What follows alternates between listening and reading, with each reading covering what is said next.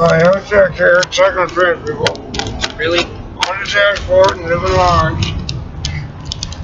I got rid of the other camera, and I'm hopeful this one will work. If it doesn't, then the only possibility is that my hard drive is full, which is certainly a possibility. But I do want to talk about ANTP stuff because I like to talk about it, and I like to introduce other NTs to it because when they get used to it a little bit, they get over their initial rejection of it, they realize it offers a lot to us. So the whole notion of this is that people approach things and value things differently. For us, we value flexibility, we value novelty and stuff like that. For somebody who's like an ESTJ, they're gonna value consistency and a bunch of rules and stuff like that. And so when we run into conflicts with people, it's typically along one of these vectors where, and for us, we hate FI. We hate it when people invoke FI. The thing is, it's fine if they invoke it as part of an argument, right? Like, for example, we might say it's important to be careful with gendered language because of people's feelings. That's fine, it's an impact we're referencing. It's not the warrant, per se. It's not Joe feels bad, so let's do it some other way, even though this is the best way. Right? If it is that, we're not going to have an easy time dealing with that. I mean... Yeah. I do have a history with stuff like that. And if the model is to be right, when we make mistakes and do things that we regret, it's likely going to be because of our own feelings. And I found that to be the case, which is to say, my mistakes, sometimes I can become impassioned by something and feel it and end up pursuing something longer than I should because I'm feeling like there's something significant there. I don't know. What's your experience with your own feelings? Do you think you have a lot of feelings? If so, what are they?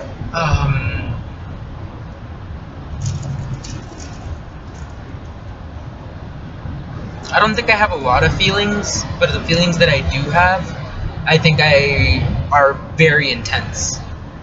Like, I personally like when I haven't had something sad happen in a while, I watch a few like tragic movies in a row, and I feel like it's cathartic for me.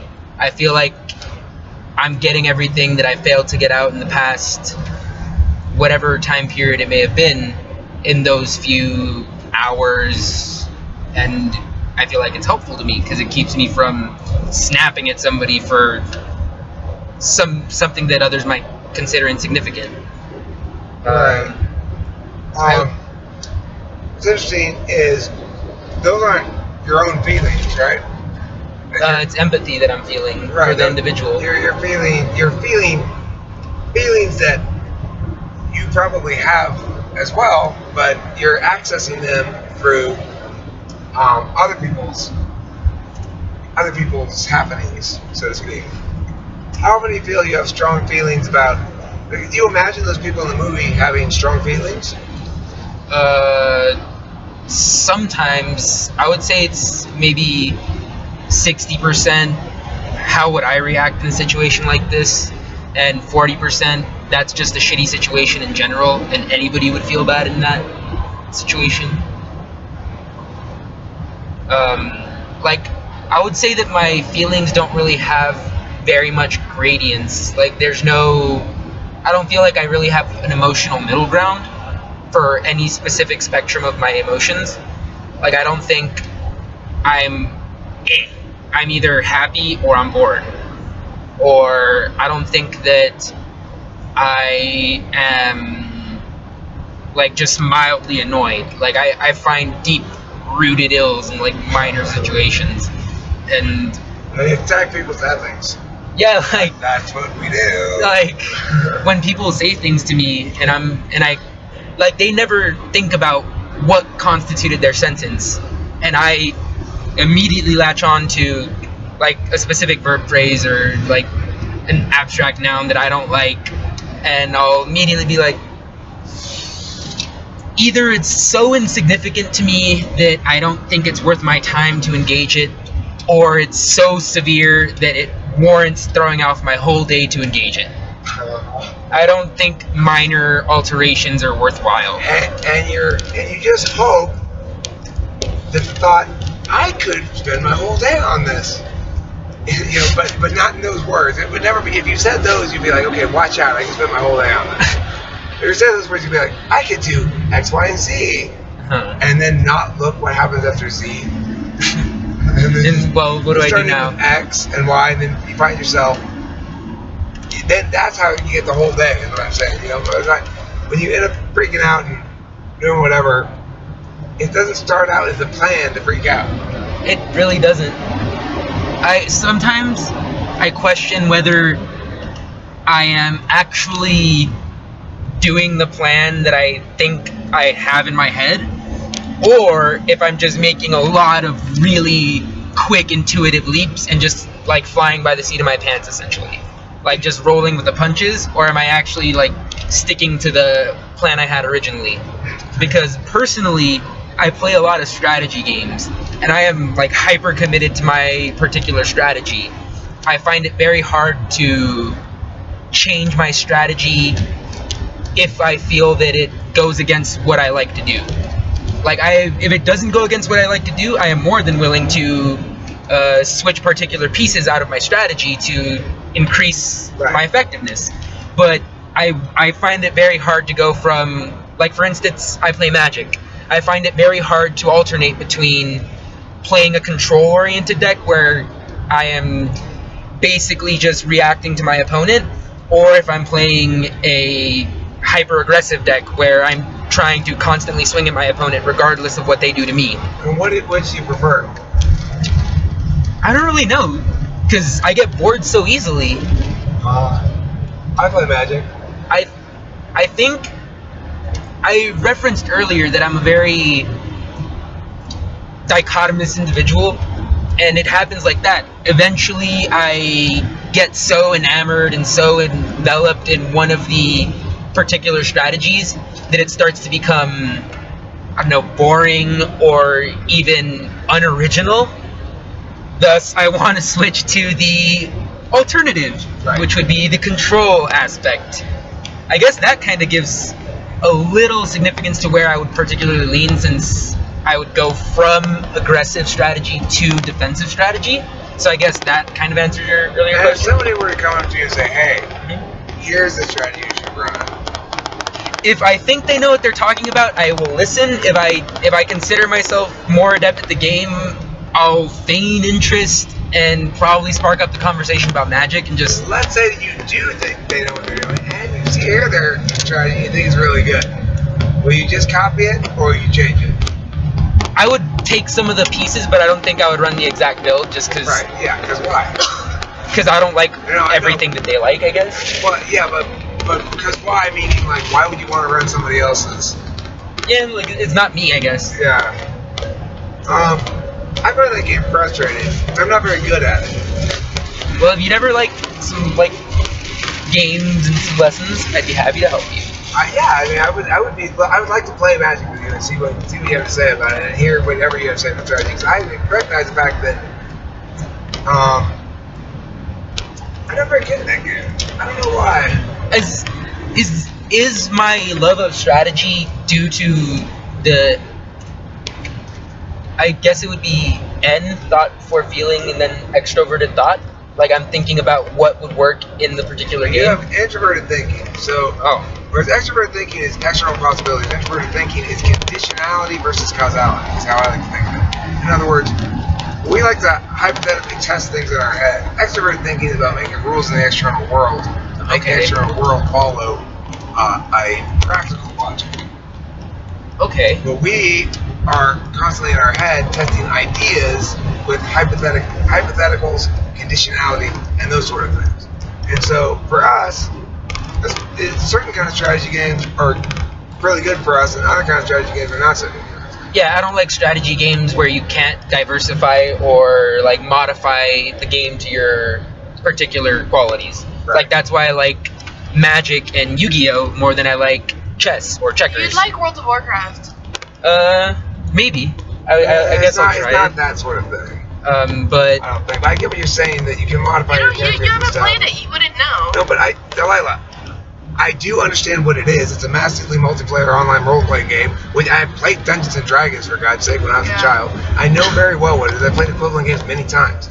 But what I will say about it is, I think the distinction he's making is not about the ability to individualize a given character or something like that, but the ability to come up with unique combinations Yeah, I of get you. variables that function differently. like in the game. I think I would play because one of the, like something that I really find annoying about games is the idea of invisible walls. I really like Sandbox Games because you can do whatever you'd like to do in the world. I was a huge fan of SimCity 2000 when it came out, way back when, and I spent a whole spring break, a whole week playing that game, like 40 hours straight, Nice.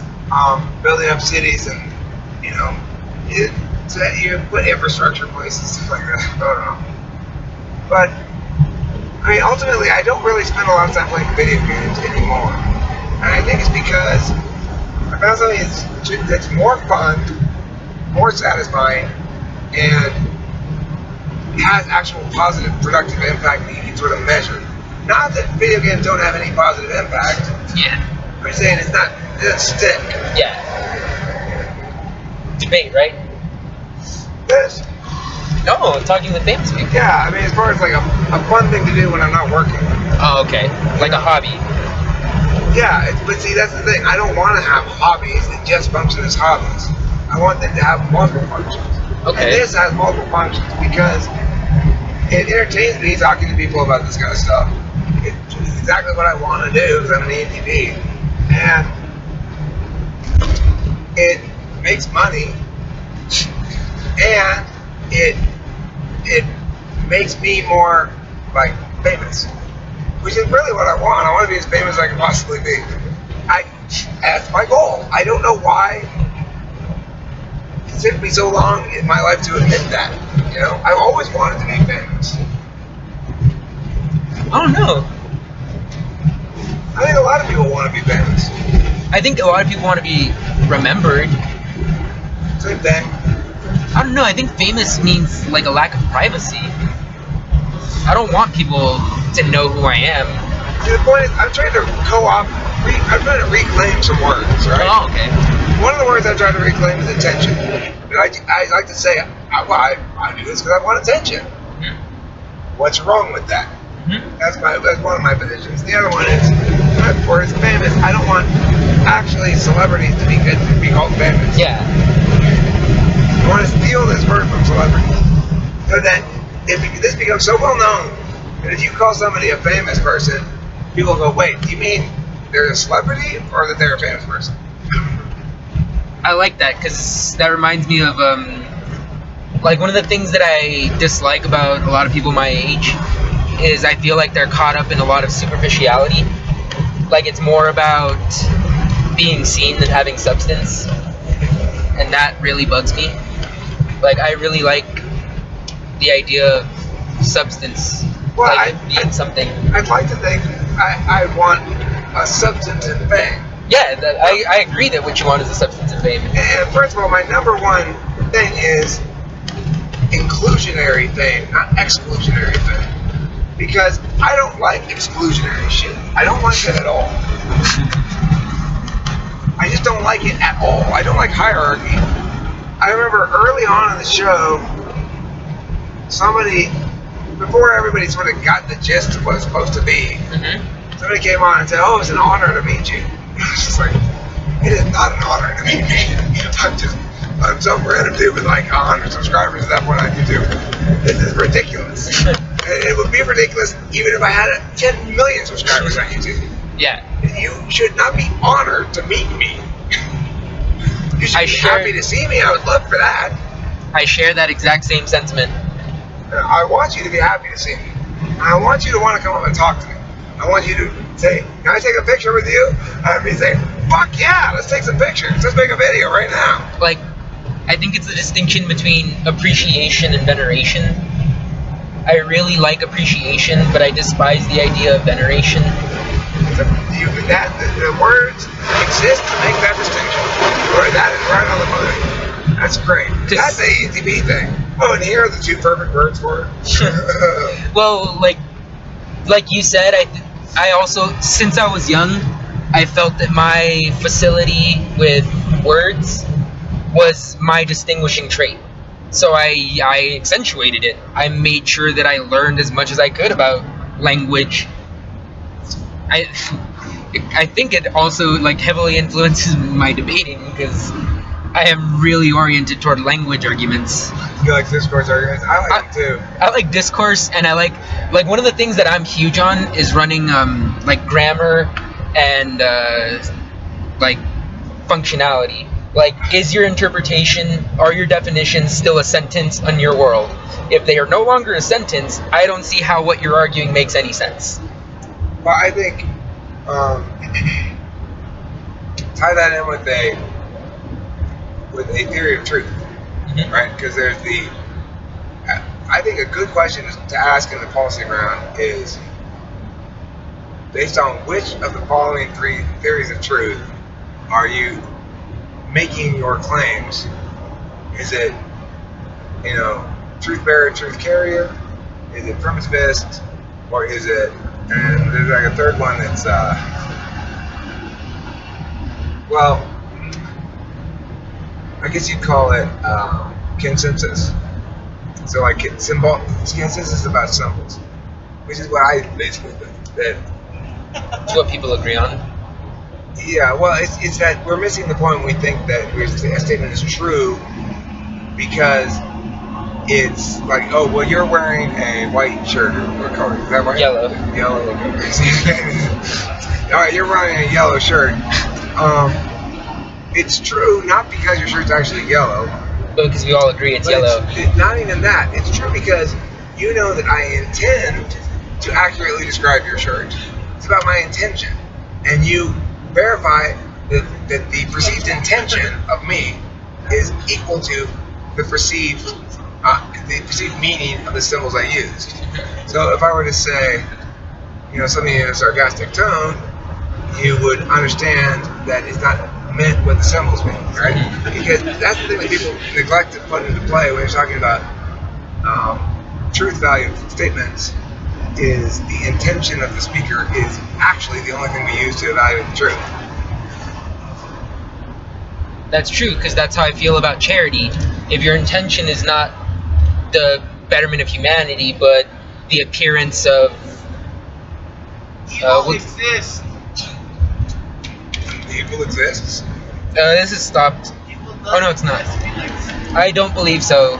I was having a conversation with Abe earlier about. Now you stopped it. Oh, it's still going. Oh, it is still going. Yeah, about the idea of an absolute moral evil. And I really don't think there is such a thing as an absolute moral evil. Sure. I consider myself like a cosmic nihilist. Like the rights violation. The universe is inherently indifferent, if not outwardly hostile to human hopes and concerns. So I don't really think that our interpretations could be any worse than that. So I don't see how a human being could come to the realization that they are the ultimate knowledge bearer to determine what constitutes an absolute evil. I feel like the universe probably has a lot worse shit to offer in its infinite vastness than any one of us could ever fucking think of. I don't think we're all that fucking smart. We're pretty fucking dumb. Well, speak for yourself. Well, like... I mean, look, here's the thing. If you're going to use the word evil, right, we're already talking about what can only be perceived as a human-generated reality. And it doesn't make it any less real or any less significant than a physical reality. We make a mistake in thinking that this dimension of physical of reference, which is all it is, a dimension of physical reference, it's not even objects. They are objects because we use these referent pieces of matter and construct objects by projecting reality as we move through space and time. I I totally agree with the notion, having read it recently, and it strikes me as so abundantly true. There's no way that the universe can exist except through being observed, and the only way that the whole universe could exist concurrently is if there's a God observing it. The alternative being, it's like on computers, that each individual is rendering reality for themselves. So it's not like the World of Warcraft game is somewhere and we're all going to it. It's each computer's rendering it itself. That seems to be a much more sensible understanding of reality. And in that understanding of reality, to say that there's a great cosmic evil is simply to say that in either in your rendered version of reality there is, or that there's universal. It's an actual place to go to. I mean, yeah, or that there's actual consensus of what it probably is meant. You know, like if all the different rendered realities agree that that's exit 120, then it's going to seem exactly the same as if exit 120 stays there once we're done rendering it. Even though my position would be, it's not in my, it's like, it's no longer on my screen, it's no longer in reality in the same way that as you move off of the screen of World of Warcraft, that other thing's not in reality anymore until it becomes manifest through your rendering it again, you know? That seems a more sensible understanding of things. What do you think? I don't know. Like, referencing my earlier statement, I deny that there is any significant force out there, but I also deny that we are capable of generating it ourselves. Like, why do you deny there's significant force out there? Because I feel like if there were a significant force out there, we would have... See, like, I don't know. I can't come to grips with the idea that my destiny is not my own. That I can't escape a cosmic scheme. Well, why does there have to be a scheme if there's or a grand observer? A cosmic script. I want to determine what the end is, not somebody else. Why does there have to be a script? Why does a single grand observer necessitate a script? Why does it eliminate free will? Because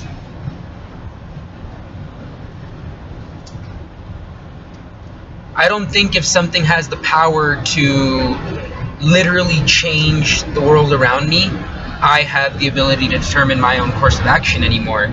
If there's really something out there that can lift this road from in front of me, I am going to crash or I am going to fall into the ground. I am much more comfortable with the idea of this world is a chaotic mess and I am just navigating that mess. I also feel that if there really is a cosmic observer, if I were to be that cosmic observer, I don't think I could abide by a lot of the shit I would observe. And if it could abide by that shit... You can't have both those things. Either allow free will or you don't abide by shit. You can't have both. I think I would probably choose my free will. And I like believe that if there's something that ultimately can shape the world around me, and I only understand reality through my interactions with the world, ultimately that force will always control my interactions with reality. And I like to have the idea that I can think about... That precludes the notion that you can set up a fully functioning system and sit back and watch it. So the observer didn't create the system, it's just there. He could have. But why? But the point is this. A fully functioning system that has in place elements of emergence, which is to say, what I call set completion magic. You know, if you get enough ants together, they build an anthill. If you don't have enough ants, they won't build anything. It's set completion.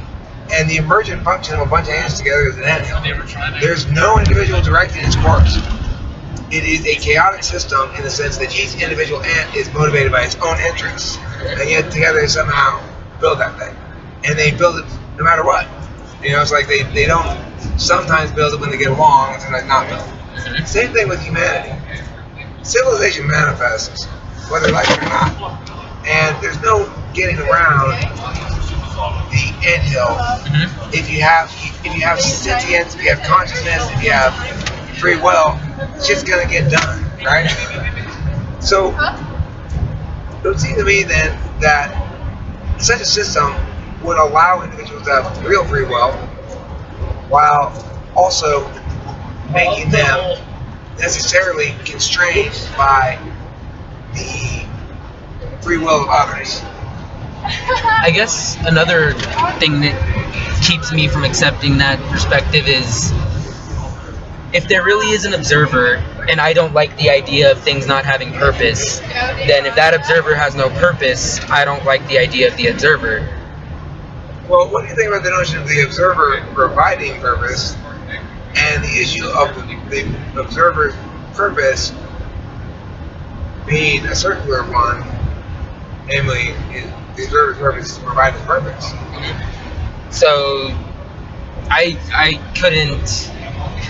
I don't think I could identify with that because I can't.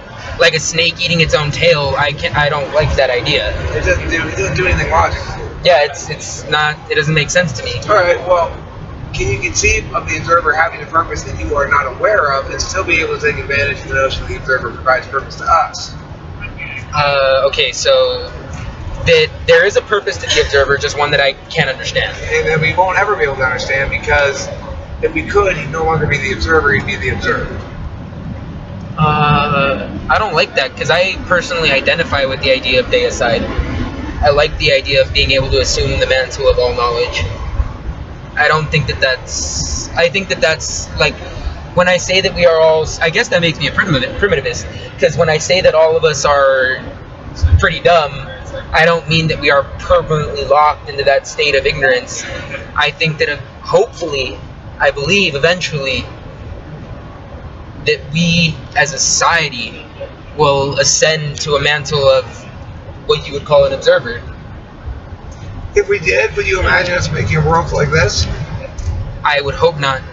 I don't think I'd create a world in which there was no like harm or conflict, but I do think I'd create a world in which Now we'll never know what kind of world he'll create.